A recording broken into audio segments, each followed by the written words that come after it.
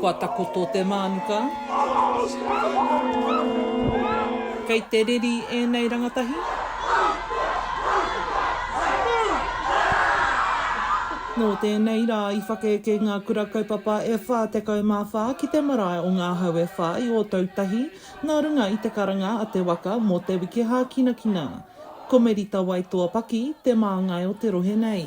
He tuatahitanga tēnei mō te waka a Māui, he tuatahitanga tēnei mō ētahi o ngā manuhiri kia heke mai ki roto i a Ōtautahi, ki roto i a ngai tuahuriri i a ngai tahu. Nā reira he maha ngā tuatahitanga o tēnei hui. I tēnei tau ka tuki rā ki te rai ngā tauira e kotahi mano i Ngā Hākinakina e ono. Ka hoki rā ngā mahara ki te tīmatanga o tēnei kaupapa. Kāri pēnei te āhua. Kare kau! No doubt the comp will be, it'll be fierce, but I'm really keen to see hopu ariki.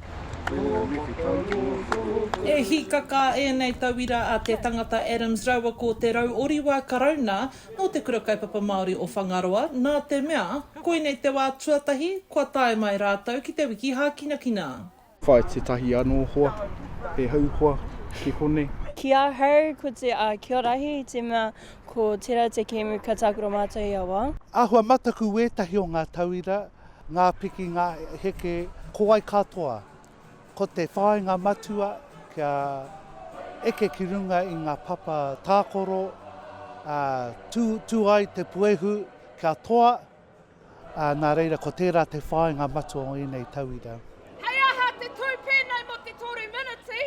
Hei tā waitoa paki, he nui te wiki kei te haramai. A te mane, ka tū e toru Ngā Hākinakina, ko te poitarawhiti ki South Hagley Park, ana ko te pā Whutupōro ki South Hagley Park hoki, ana ko te poirewa ka tū ki Pioneer Stadium ki te taha o te whānau tahi.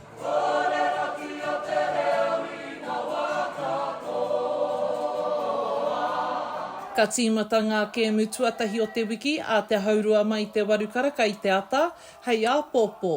Kia ri te rangatahi mā, he wiki viharo te haere ake nei. Hora Kairangi Nicholas, Tahu News.